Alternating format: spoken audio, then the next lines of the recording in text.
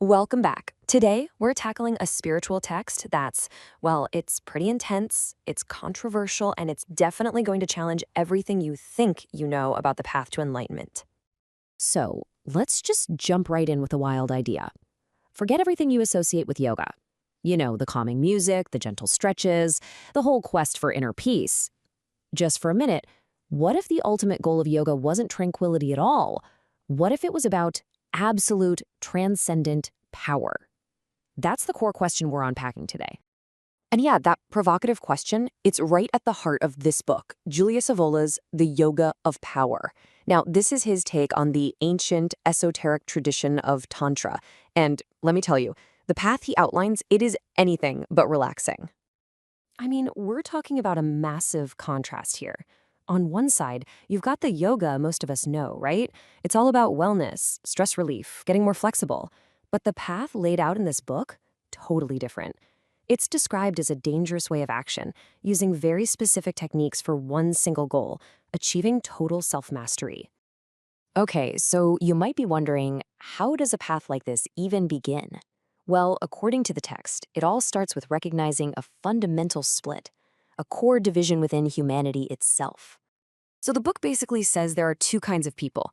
First, you have the Pashu. That word translates to something like the bound or even animal man. This is, well, it's the ordinary person, living a life that's totally conditioned by social rules, by fear, by desires. Then you have the Vira, the hero. This is a totally different kind of person, someone who not only has a different nature, but who actively chooses this radical, dangerous path to break free. But what are these bonds we're talking about? The book calls them pasha. And no, we're not talking about literal chains here. Think of them more like invisible cages. They're the psychological habits, the knee-jerk emotional reactions, the societal rules we all follow. All the things that basically keep the Pashnu in a kind of spiritual sleep. And the text gets really specific about what these bonds are.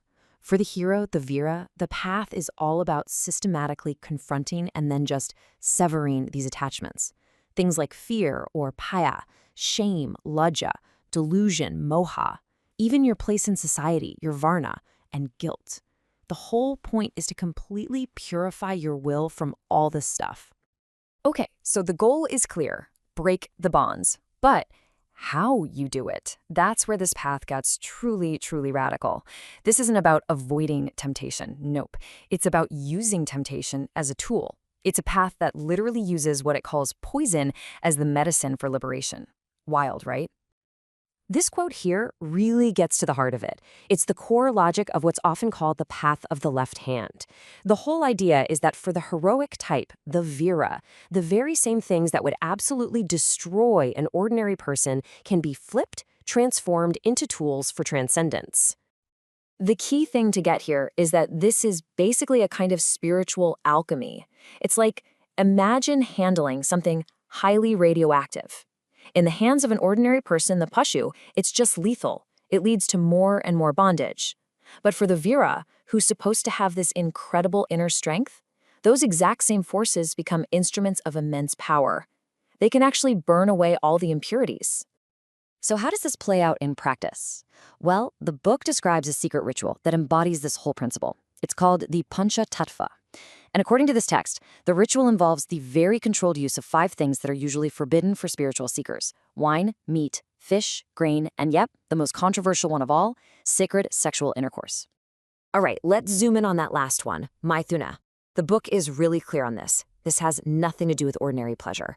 The idea in the ritual is that the man embodies the divine masculine principle, Shiva, and the woman embodies the divine feminine, Shakti.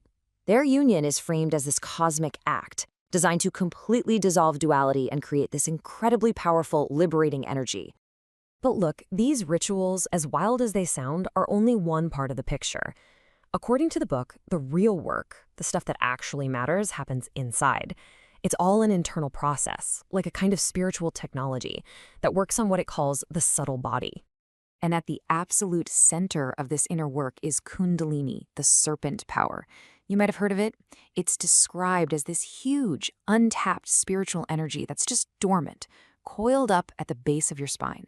And the entire goal of this whole yoga is to wake it up. Now, once it's awake, you can't just let this raw power run wild. The whole point is to consciously guide it upward, right up through the central channel of this subtle body. And as it moves up, it has to pierce through a series of these energy centers we call chakras. And this journey up the spine, it's described as a series of really intense trials. The book talks about 3 major knots. Think of them like psychic barriers that the Kundalini energy has to smash through. Each one corresponds to overcoming a huge limitation. First, you've got the bond of raw physical desire, then the bond of ego and self-love, and finally, the bond of intellectual pride. If you succeed, you reach the crown, which is described as a state of pure, unconditioned consciousness. But, and this is a huge but, this is an incredibly dangerous process. The text is packed with warnings. It says an uncontrolled awakening can be an absolute disaster. If that energy gets trapped at one of those knots, you don't get liberation. You get a terrible obsession. The person could become completely consumed by sex, or develop a monstrous ego and megalomania, or become trapped in this cold intellectual pride.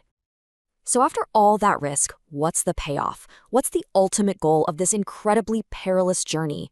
If the hero, the Vira, actually makes it through, what kind of state do they reach? Well, the book describes it as a state that is completely beyond all dualities, and that includes our ideas of good and evil. This quote here really says it all. The person who is liberated achieves this perfect equanimity. It's a state where all those pairs of opposites that run our ordinary lives, pleasure and pain, friends and enemies, good and evil, they don't have any power over you anymore. And at that point, the one who completes the path isn't a Vira anymore. They're not a hero who's struggling. They become a Divya, a divine individual. This being has, according to the text, achieved absolute spiritual autonomy. They are literally a law unto themselves because they've transcended the entire reality where those laws even matter. And that leaves us with a really challenging final thought, doesn't it? A radical path like this, one of transgression and power, it really forces you to stop and question what spiritual freedom even means. Is it all about peace and blissful union? Or could it be something far more dangerous and far more absolute?